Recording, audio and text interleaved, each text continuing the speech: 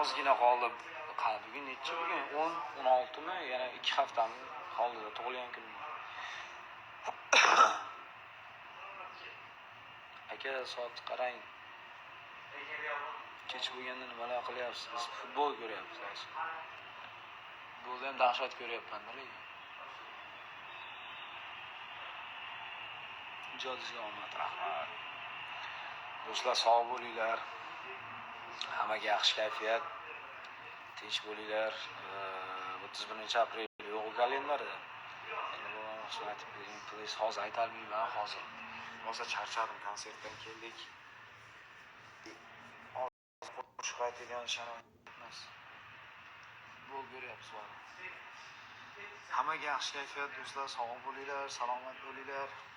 Charchamanglar.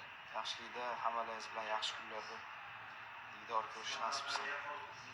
Yaxshi dam olinglar, yaxshi tushlar ko'ringlar.